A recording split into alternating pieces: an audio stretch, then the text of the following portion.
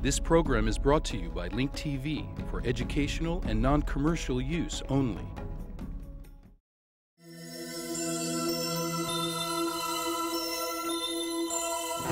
Mosaic, a daily news program from Link TV, presents a selection of news reports from independent and state-controlled broadcasters from throughout the Middle East.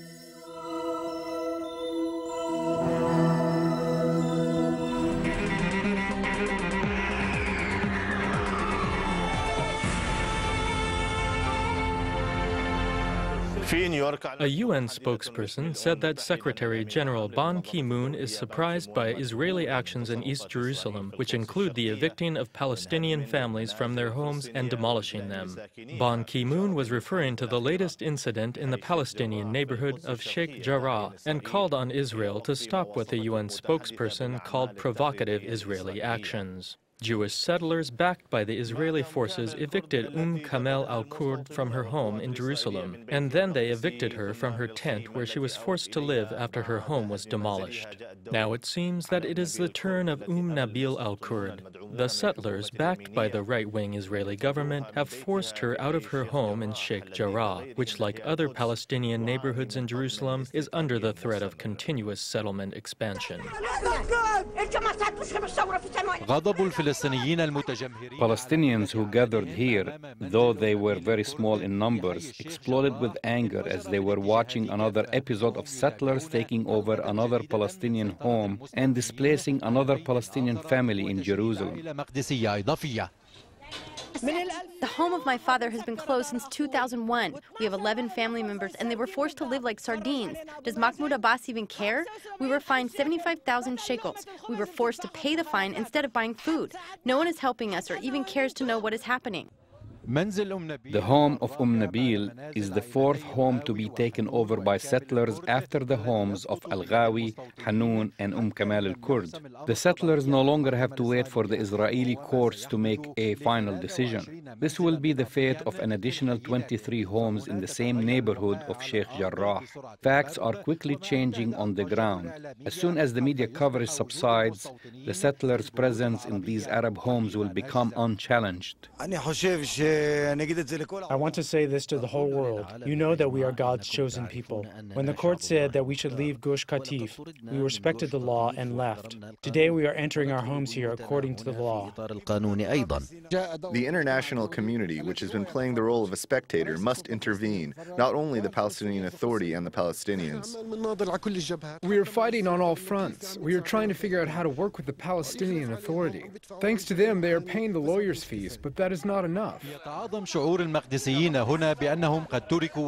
Palestinians in Jerusalem are increasingly feeling that they have been left alone in the battle against the Israeli government, and the settlers have a great deal of resources. This explains why these undesirable neighbors seem to be happy about what's happening. The Palestinians, in contrast, are not getting much more than political slogans and supportive statements, which are not even enough to stop the takeover of a single Palestinian home in Jerusalem. Several factors make this easy for the settlers: the support of the right-wing Israeli government, the American bias towards Israel, and the weakness of Palestinian officials.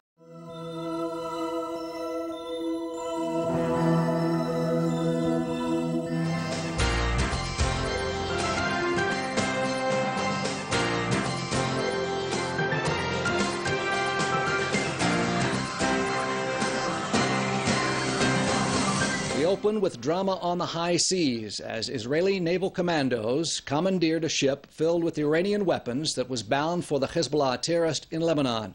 The Antigua-registered Francop is being held at Ashdod port, where defense officials are saying that it was loaded with even more weapons than the infamous Kareen A. We get more now from IBA's Dennis Zen. A large section of the Ashdod port was closed off to civilians today as IDF personnel supervised the unloading of containers from the impounded cargo ship Francop. The vessel was seized by naval commandos after midnight last night, some 150 miles out at sea, and escorted to the Ashdod port after it was found to be carrying arms and ammunition bound for the Hezbollah in Lebanon, including Katyusha rockets, mortars, and anti-tank missiles. The crew members showed no resistance whatsoever. Precise intelligence led to the identification and capture of the ship and its illegal consignment. IDF sources said that the vessel had been monitored for days as it sailed to ports in Yemen, Sudan and Egypt. Yesterday it navigated through the Suez Canal into the Mediterranean. The naval commando operation, which was carried out close to Cyprus, was authorized by the Prime Minister and Defense Minister. We unload the ship in our harbor and we'll see exactly what is in the ship. In first glance, we saw some Katyusha rockets, and for us it's enough. And Katyusha rockets, as I mentioned before, it's against population, not against soldiers. And the ship is not part of it. The crew is not part of it, as we know it till now. And if there will be no problems with them, we will free them. The Francop is registered in the Caribbean island of Antigua and operated by the Cypriot shipping company UFS. Due to the size of the vessel, the catch is potentially bigger than that of the Carine arms ship, which was intercepted in 2002, carrying a consignment of 50 tons of Iranian arms and ammunition bound for Gaza. Dennis Zinn, IBA News. Jerusalem Post military reporter Yaakov Katz has been following developments throughout the day relating to the captured armed ship. He joins me now by telephone. Yaakov, are you there? Yes, I'm actually at the Ashdod port right now, just to get to review all of the weaponry that the Israeli Navy confiscated from the ship late last night. Yaakov, does the military consider this to be as big as and as important as the interception of the Carine A? As one senior officer, the deputy head of the Navy, told us earlier, this is 10 times the amount of weaponry that was discovered on the Carine A in 2001, which means that if the Carine A was carrying 50 tons of weaponry and explosives, this vessel was carrying 500 to 600 tons of armament for Hezbollah from Iran, referring to Katyusha rockets, mortar shells, grenades, Kalashnikov bullets, you name it, it was on the ship. Any word about what will become of the ship, the captain, its crew? Well, I mean, the Navy has said that the crew clearly had no idea what was inside the different containers. You could see that the containers, while the weaponry was all the way in the back, in the front were sacks, each sack 25 kilograms of silicon. The sacks were actually made by a company in Iran. And the containers actually are the Iranian shipping line company. And I mean, I think that itself is historic. Probably the first time in decades that Iranian shipping containers are once again arriving at Israel's Ashdod port. So the crew had no clue what was on the ship. And I think after a couple of days, they'll probably let the crew go as well as the ship. We heard that there were the Katyusha rockets on board. Are you hearing anything that maybe even longer-range missiles might have been hidden somewhere on the ship? Well, I mean, the Army is still going through and sifting through all the different containers. So far, they've gone through about 50% of them, but we're talking about dozens of containers, and it takes time to go through each one very carefully because of the explosive nature of its contents. So it's very possible that there's more advanced weaponry. What we've seen until now is the type of armaments that we're familiar with from the Second Lebanon War that Hezbollah had, rocket launchers, Katyusha rockets, grenades, bullets, that kind of stuff. It's very possible that there could be anti-aircraft missiles in here, anti-tank missiles, but they've yet to uncover them in the containers that they've been searching through. Military reporter for the Jerusalem Post, Yaakov Katz. Thanks, Yaakov, for that report. Well, joining me now here in the studio is Middle East expert Dr. Jonathan Spire from the Gloria Center in Herzliya. Dr. Spire, thanks for coming in this evening. Well, a ship filled with Iranian arms, apparently bound for Hezbollah, has been intercepted. What kind of reaction now can we expect from Tehran? Well, I think that Iran will probably deny any knowledge of any of this, but of course this fits in entirely with the known regional strategy of Iran, which has been going on for some years now, which of course is to continue to arm and to build up two proxy military forces to Israel's north and to Israel's south. To Israel's north, of course, the Hezbollah organization in southern Lebanon, and to Israel's south, the Hamas-controlled enclave in Gaza. And what we've seen now over the last year have been a number of intercepted attempts to bring weaponry through to both those enclaves, both Hezbollah in Lebanon and Hamas in Gaza. We can only assume, of course, that in addition to the intercepted attempts which we are aware of, there have also been a very large number of successful attempts, and that therefore therefore both these two armed camps, Hamas to the south and Hezbollah to the north, are busy being armed from Tehran each day.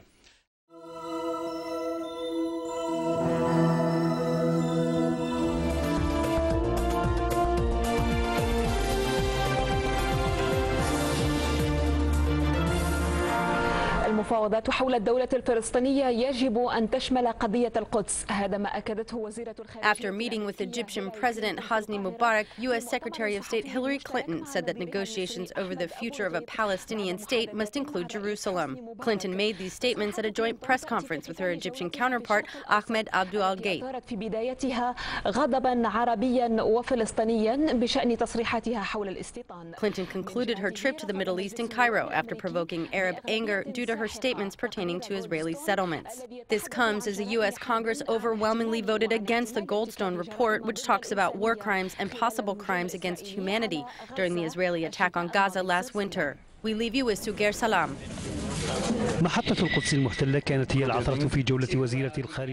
Clinton's trip to Jerusalem posed an obstacle in her Middle East trip. After meeting with Israeli Prime Minister Benjamin Netanyahu, the U.S. Secretary of State presented him with a free gift. Some even said Clinton's stated position was in effect a reversal from U.S. support to the Palestinian demand to halt the construction of the settlements in the occupied West Bank as a precondition to resuming peace talks. Clinton even called on the Palestinians to give up this demand.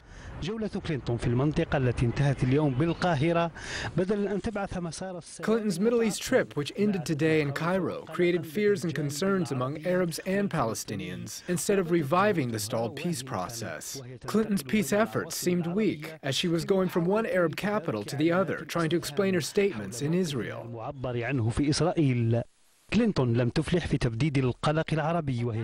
Clinton failed to calm Arab fears, although she met with a number of Arab foreign ministers at the sideline of the international conference in Morocco. These weak efforts exerted by the U.S. Secretary of State to revive the Middle East peace process did not seem too successful.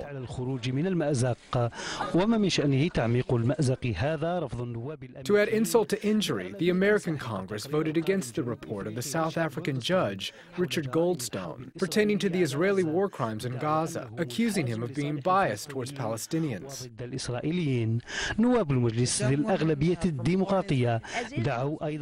The Congress, which is dominated by Democrats, even called on President Obama and Secretary of State Hillary Clinton to reject the Goldstone report. The Congress also reiterated its support for Israel. Meanwhile, the British Foreign Secretary David Miliband said that the Israeli settlements are an obstacle to peace between the Israelis and the Palestinians. Miliband made these statements after he conducted private talks with Jordanian King Abdullah II and the American envoy to the Middle East, George Mitchell. Miliband added that the Israeli settlements prevent the establishment of a viable Palestinian state, reiterating the importance of the two-state solution. والأخرى فلسطينية.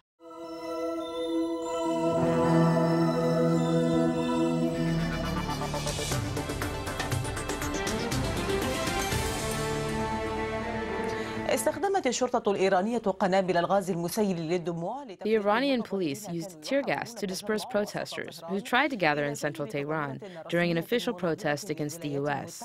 Clashes erupted between the security forces and the opposition supporters who came out to protest the re-election of President Mahmoud Ahmadinejad last June for a second term.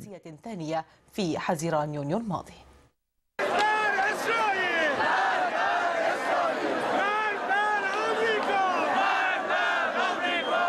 إذن لقد تحقق ما كانت تخشاه السلطات الإيرانية. What the Iranian authorities have feared the most happened. The celebration to mark the 30th anniversary of the 1979 takeover of the U.S. Embassy have turned into anti-government protests. Thousands of opposition supporters took to the streets of the Iranian capital to protest the re-election of President Mahmoud Ahmadinejad for a second term, ignoring previous warnings from the Iranian Revolutionary Guards. Tehran has issued warnings against any protests that will stir strife and division. The Iranian police fired tear gas bombs to disperse the protesters and arrested many of them. The warnings came 2 days after opposition reformist leaders Mir Hossein Mousavi and Mehdi Karoubi called on their supporters to take to the streets of the Iranian capital. The Iranian authorities have banned in recent months all forms of protest against the government of Ahmadinejad following the widespread clashes that erupted between security forces and protesters. The opposition has started to use public events in order to hold their own protests against Ahmadinejad. On September 18, 2009, the opposition used an official protest that was held in solidarity with the Palestinians to express support for reformist leader Mir Hossein Mousavi despite the government's ban.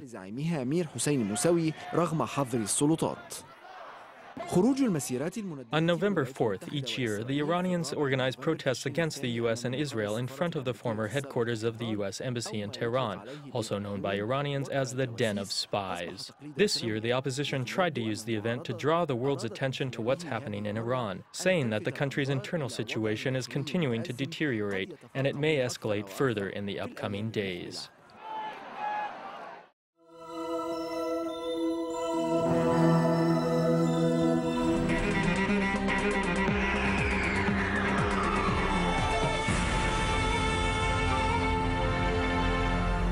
The Houthi rebels announced that they attacked yesterday a border patrol post inside Saudi territories, killing a Saudi soldier and injuring 11 others.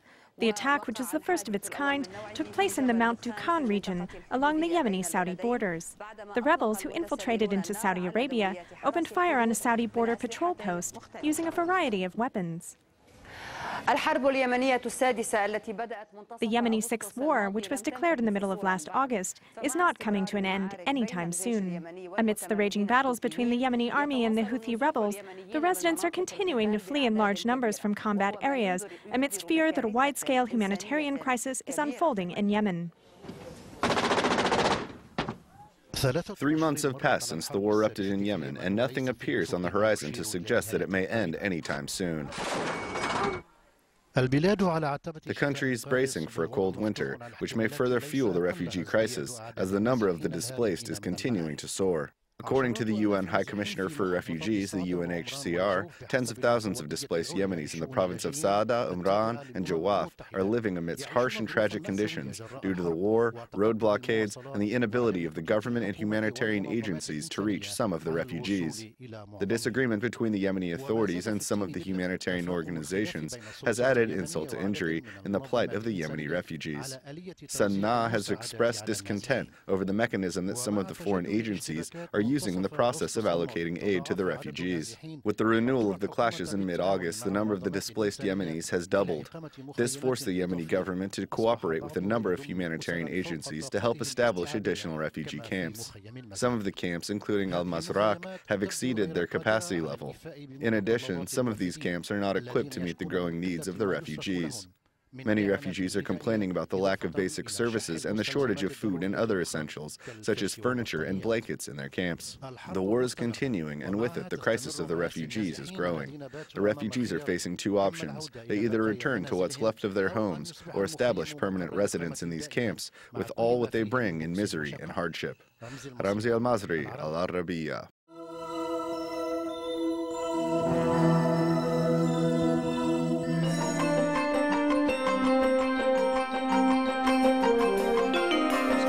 شدد مجلس الوزراء السعودي برئاسة خادم الحرمين الشريفين الملك عبد الله بن عبد العزيز The Saudi Arabian Council of Ministers, headed by His Highness King Abdullah bin Abdulaziz, stressed that the kingdom will not allow anyone to disturb the Hajj season and the security of the pilgrims, and any attempt to cause a rift between the Muslim believers. During its weekly meeting in Riyadh, the Council called on the pilgrims to avoid anything that may disturb the Hajj and to benefit from being in the Holy Land by getting close to God and to stay committed to the religious rituals of the Hajj. Meanwhile, the Saudi king released a report on the readiness of all the sectors that will assist the pilgrims who have started to arrive to Holy Mecca.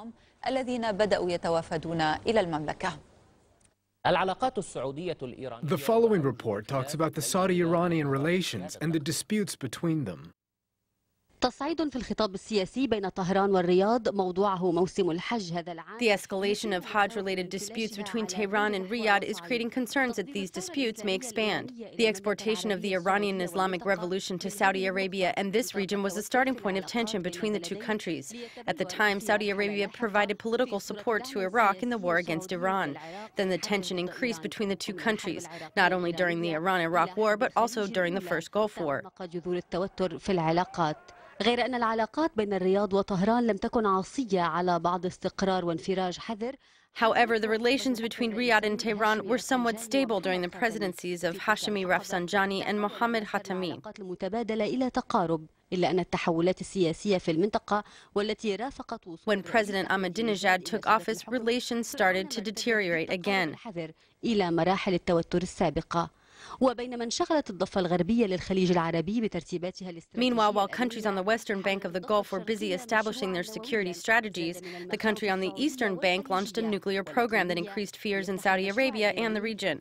This Iranian program opened new areas of tension with Riyadh, which is played out in Iraq, Lebanon, and outside the Arab region, such as in Afghanistan and Pakistan. حيث يكثر اللاعبون تتهم إيران بتأجيج صراع طائفي في العراق. In Iraq's political arena, where many politicians excel in playing games, Iran has been accused of fueling sectarian conflicts in Iraq to serve its own interests. Lebanon is another front where the Saudi-Iranian tension is played out. يؤججها من وجهة نظر الرياض لاعب إيراني. Saudi Arabia has accused Iran of using sectarianism to promote its agenda in order to destroy the Taif Agreement. This tension is also played out in the Lebanese, Palestinian, and Yemeni fronts, and these conflicts will not stop unless the two countries reach a regional understanding.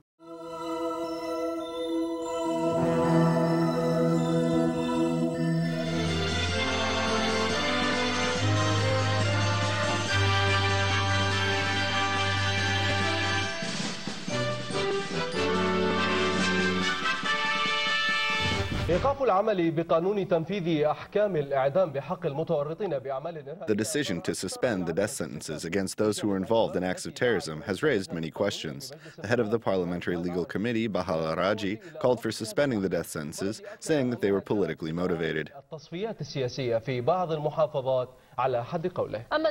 Other parliament members, however, said that the three different government branches must be separated so that the judicial system can operate independently.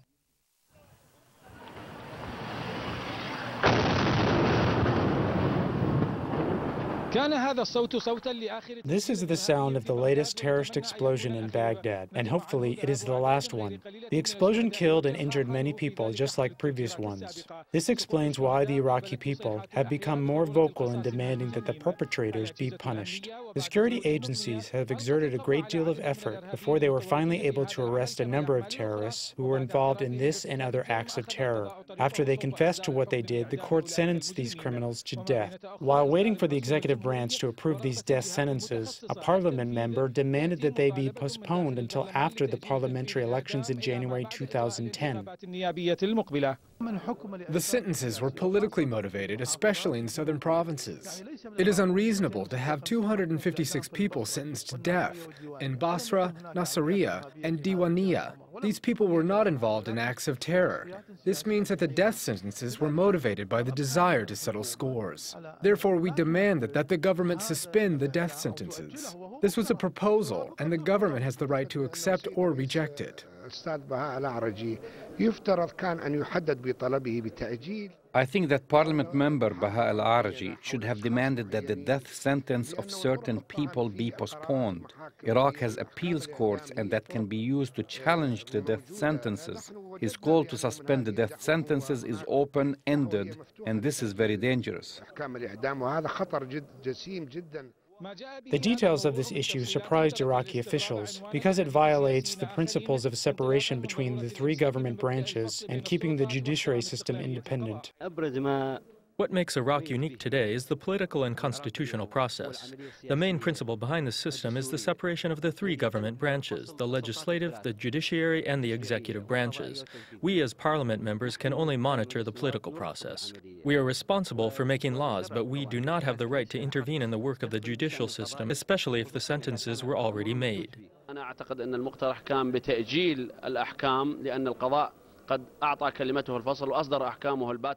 After the courts made their final decision, the proposal was submitted to the Ministry of Justice to postpone the death sentences, not to reverse these sentences. In any case, the proposal is not acceptable. غير مقبولة. كانت هذه آراء ومواقف ترجمت رؤية سياسية لملف المعتقلين. These arguments reflect the different political views held by Iraqis pertaining to those who have been sentenced to death. They are somewhat different, but everybody in Iraq wants the victims to receive justice. Therefore, the Iraqi people are entitled to their opinions since they are the ones who are directly affected. The province of Basra witnessed a demonstration in which people demanded that the perpetrators be punished for killing Iraqi citizens. They also demanded that calls to suspend the death sentences be ignored. Haider al-Aboudi, Al-Iraqiya.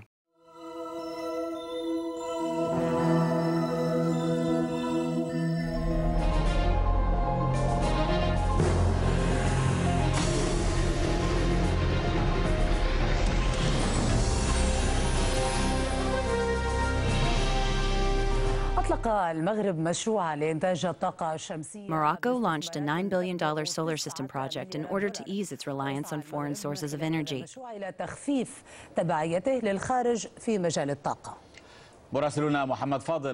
Our correspondent attended the launching ceremony for the project in the city of Ouarzazate.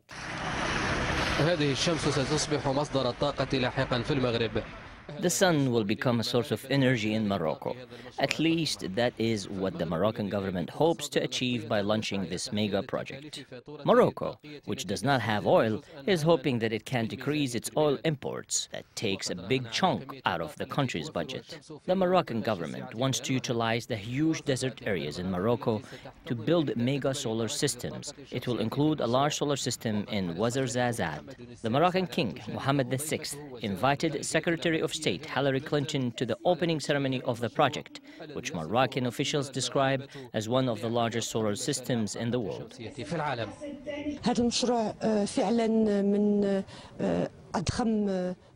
This project is actually the largest solar system project in the world.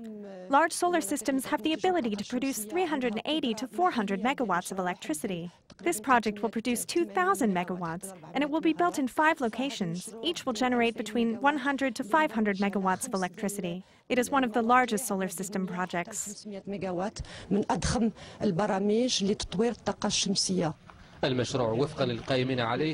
According to those in charge of the project, it will generate 2,000 megawatts of electricity by 2020. This project will decrease reliance on oil imports and gas emissions, and it will be environmentally friendly.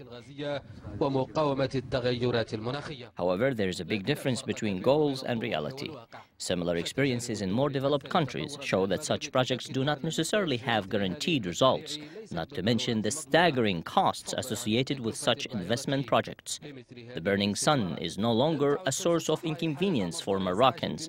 Now it has become a source of inspiration for a project to produce desperately needed energy. Mohammed Fadel, Al Jazeera, Ouarzazate, southeastern Morocco. The views expressed on Mosaic are those of the participating broadcasters, not Link TV or its sponsors.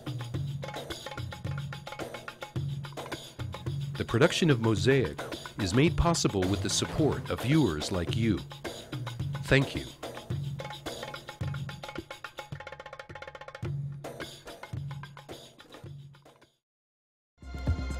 This program is brought to you by Link TV for educational and non-commercial use only.